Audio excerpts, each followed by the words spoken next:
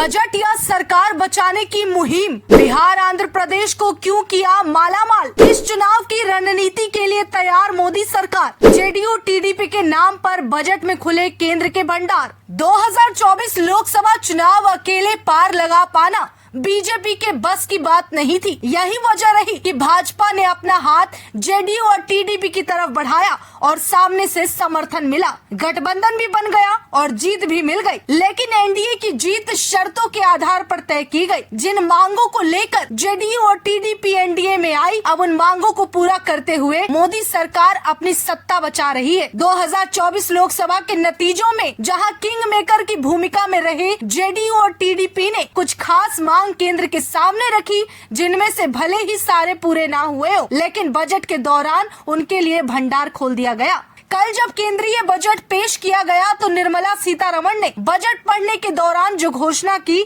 उससे साफ पता चलता है कि ये बजट आम जनता के हितों से ज्यादा मोदी सरकार के लिए एनडीए को सुरक्षित करने के लिए बनाया गया। बजट के बाद विपक्ष लगातार केंद्र पर हमलावर है और सवाल पूछ रहा है कि क्या मोदी सरकार जो 3.0 कार्यकाल बचा सकी है, तो सिर्फ 2 पार्टी के सहारे उन पार्टियों के मनमानी मांगों को पूरा करके ये साबित कर रही है कि हम आपके साथ है। लेकिन हकीकत तो ये है कि एनडीए अपने आप को सेफ रखना चाहती है और यही वजह है कि बिहार और आंध्र प्रदेश के सामने मोदी सरकार झुकती दिख रही है। वहीं दूसरी तरफ अब इस बजट में जेडीयू और टीडीपी के लिए खोले भंडार को आने वाले चुनाव से जोड़कर देखा जा रहा है, क्योंकि अगले साल ही बिहार में विधानसभा चुनाव होने हैं और बीजेपी कहीं न कहीं जेडीयू का सहारा चाहती है। दरअसल बिहार को इस बजट में 26,000 करोड़ और आंध्र प्रदेश को 15,000 करोड़ का पैकेज मिला है और ये पैकेज कहीं न कहीं एनडीए में बने रहने की एक सौगात है। इतना ही नहीं, बिहार आंध्र प्रदेश के अलावा कई ऐसे राज्य रहे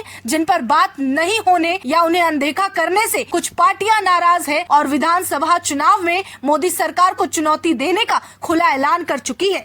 शिक्षा, रोजगार, सुरक्षा, इन सब पर बात की गई, लेकिन देश के किसानों को कुछ नहीं मिला। इस बात से भी लोगों में नाराजगी है। वहीं केंद्र द्वारा कुर्सी बचाने वाले इस बजट को लेकर हर तरफ हंगामा हो रहा है। बताते चले, केंद्रीय वित्त मंत्री निर्मला सीतारमण ने देश का आम बजट 2024 संसद में पेश कर दिया। ये पीएम मोदी के तीसरे कार्यकाल का पहला बजट है। इस बजट में बिहार और आंध्र प्रदेश को खास तोहफा मिला।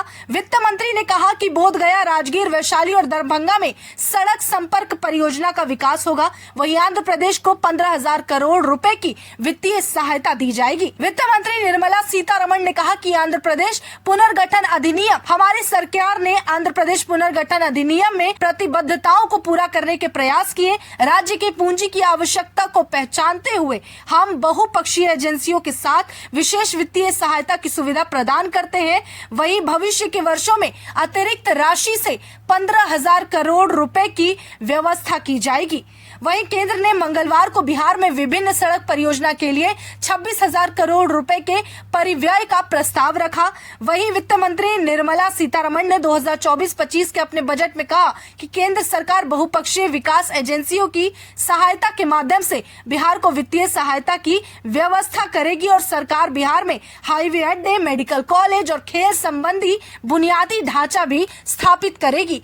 लेकिन जेडीयू और टीडी पर इतनी मेहरबान एनडीए क्यों हुई है, या फिर बजट में इन 2 राज्यों को विशेष करके इनके मांगों पर क्यों पहल की गई, ये सवाल उठ रहा है। और इसका सवाल सीधे सीधे इसका जो जवाब आता है वो यही है कि एनडीए खुद को आने वाले चुनावों में सेफ रखना चाहती है और सत्ता पे बने रहने के लिए, केंद्र में रहने के लिए जेडीयू टीडीपी का साथ रहना भी बेहद जरूरी है।